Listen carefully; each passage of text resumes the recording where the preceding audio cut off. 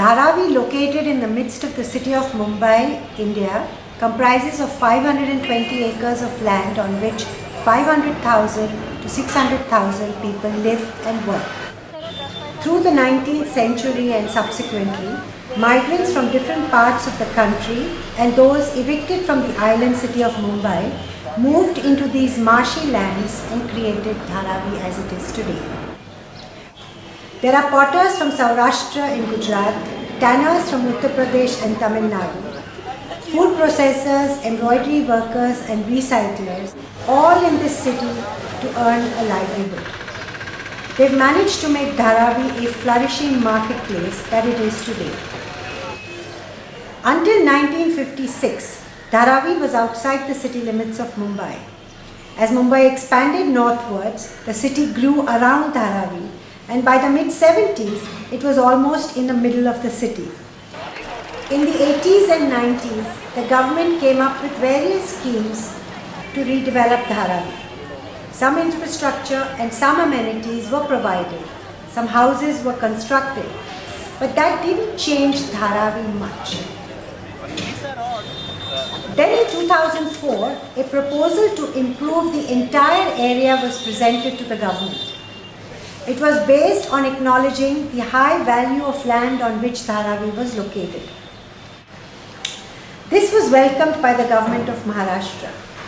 Briefly, it sought to divide Dharavi into 5 sectors, invite international bidders of high caliber and financial repute to bid for these projects, and left the planning of the redevelopment, provision of infrastructure and planning to them. It was considered by the government to be a win-win solution. The government would get money from the developers as compensation for the land. The residents would be provided a 25 square meter house, and similar dispensation was made for the commercial units, while the rest of the land would be exploited to recover the costs and make profits.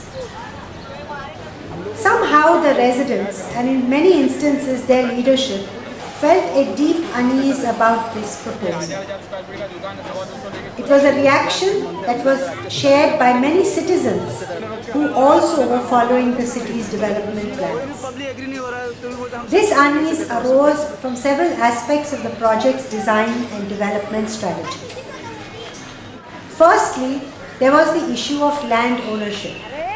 The municipality, which is the largest landowner in Dharavi, and more importantly, the agency that is going to ultimately manage the entire infrastructure, must be involved in every aspect of this process. To date, there has been no discussion about how this would be done, and neither is there permission obtained to go ahead with this scheme. Secondly, the city has a slum rehabilitation plan in which the slum dwellers in any case get a 25 square meter house.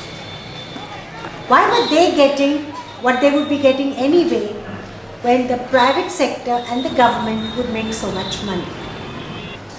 Thirdly, there was no census of structures.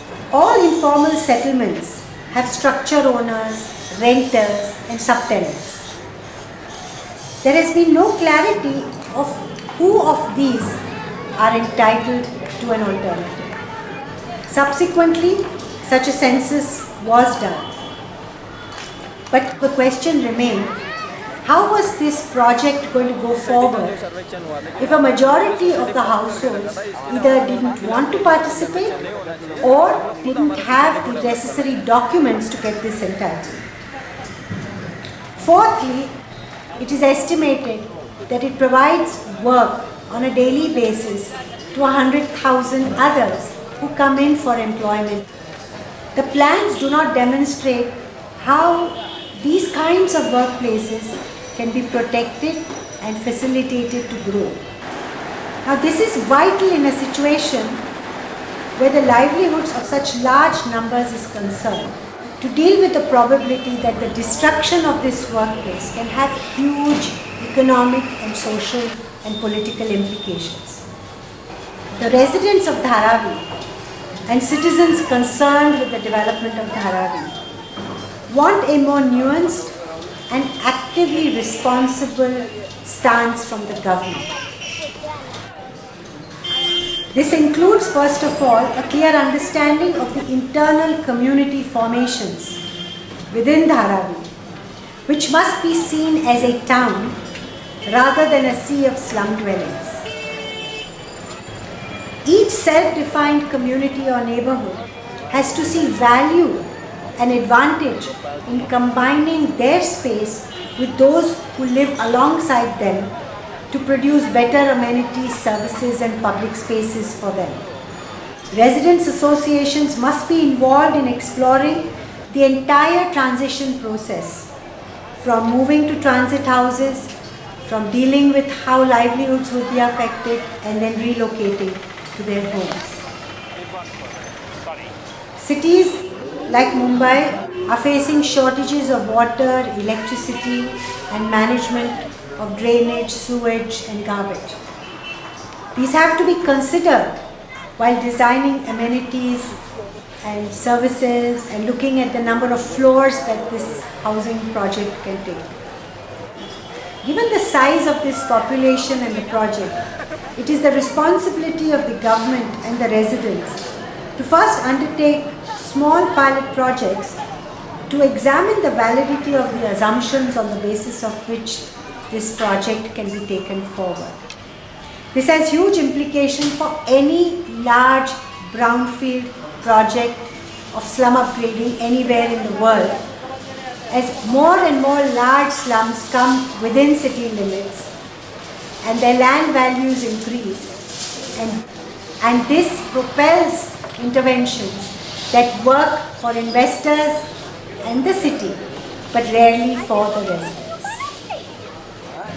Who is to take charge of addressing all the risks and uncertainties of disrupting so many people without having clear and demonstrated knowledge of how to manage these risks in the midst of economically uncertain